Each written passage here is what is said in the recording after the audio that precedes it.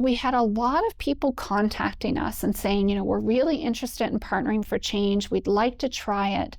And they would ask us all kinds of questions about, so how do we do it?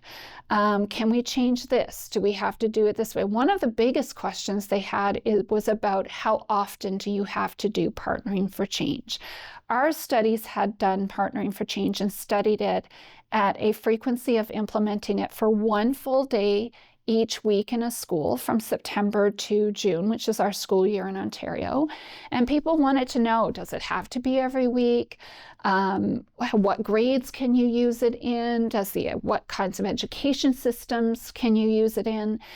And that led us to go, you know what? We don't have the research evidence to answer those questions because we've studied Partnering for Change sort of under one set of conditions in the Greater Toronto and Hamilton area, so urban areas.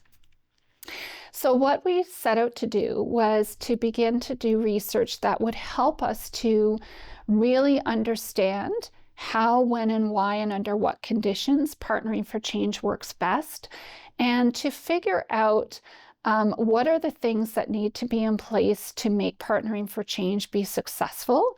What can people change when they implement P4C? What are things that are maybe core ingredients or the mechanisms in P4C that you need to preserve no matter where you implement this model?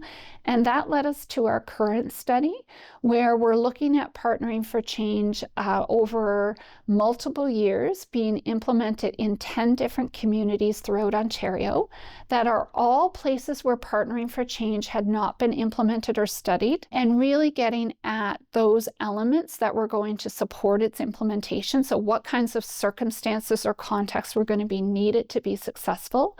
What were going to be the core active ingredients? And so answering that question of how often does Partnering for Change need to be delivered?